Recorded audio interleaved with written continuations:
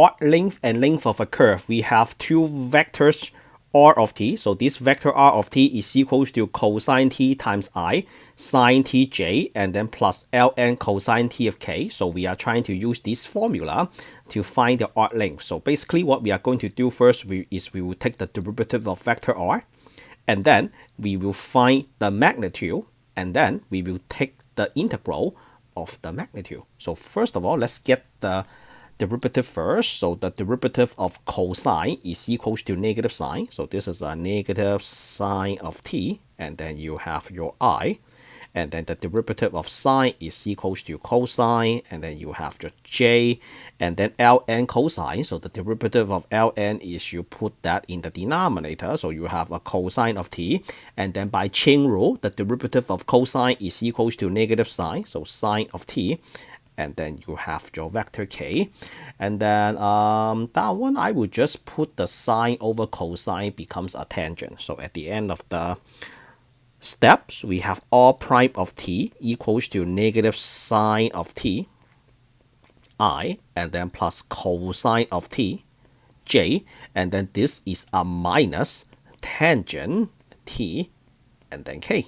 So the magnitude of that is you square every single component. So you have a square root of the square of negative sine plus the square of cosine, and then plus the square of negative tangent. Okay, so what is that equal to? I see a sine square plus cosine square, so that becomes a 1, right?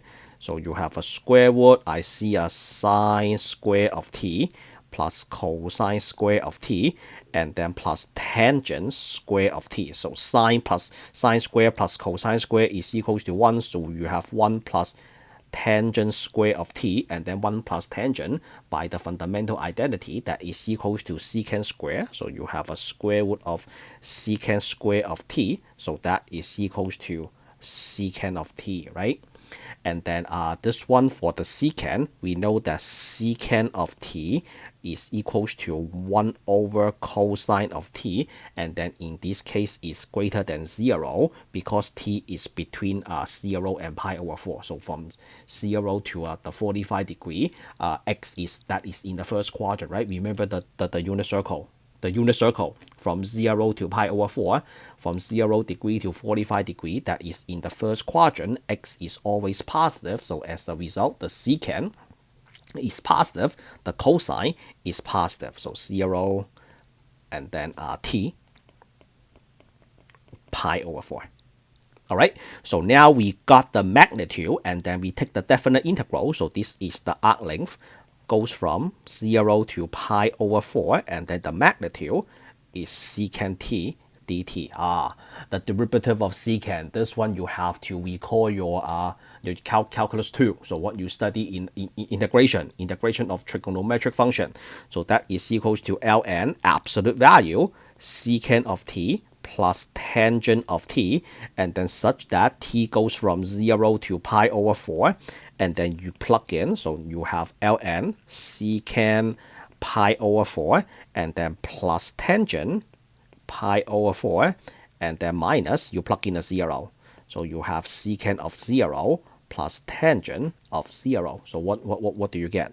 This is a ln secant pi over 4 is square root of 2, tangent pi over 4 is 1, and then minus ln secant 0 is 1, tangent 0 is 0. So ln1 is equals to 0.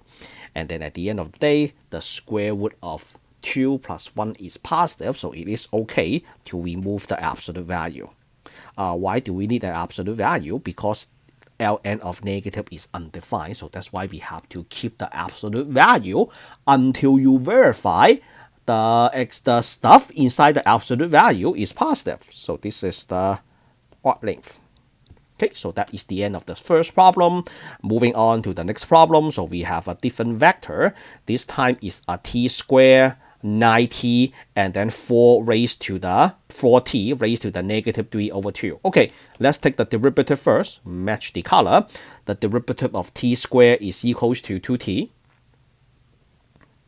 And then you have your vector I, 9t. The derivative is equals to 9. You have your vector j, and then you bring the exponent down. 4 times 3 over 2 is 2 times 3, which is 6, t to the 1/2, and then you have your vector k, and then the magnitude of that, you square every single component, so you have a 2t square, and then plus 9 square, and then plus 6t to the half, and then square. So what that equals to is that is equals to 40 square, and then plus 81 plus 36t, and then that one you have to do a factor. So be prepared to do this. You have to do a factor. So you factor that is equals to 2t plus 9 square. And then from this step to this step is just a factor. Factor a quadratic expression. And then take the square root of that. You have a 2t plus 9. And then the arc length is t goes from 1 to 4, and then 2t plus 9 dt. We're back to basic integration. That is a t squared plus 9t, such that t goes from 1 to 4.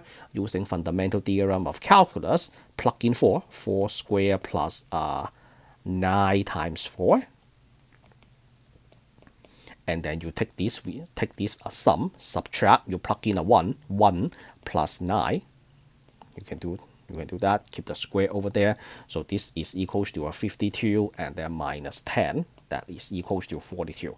And then 42 is the arc length.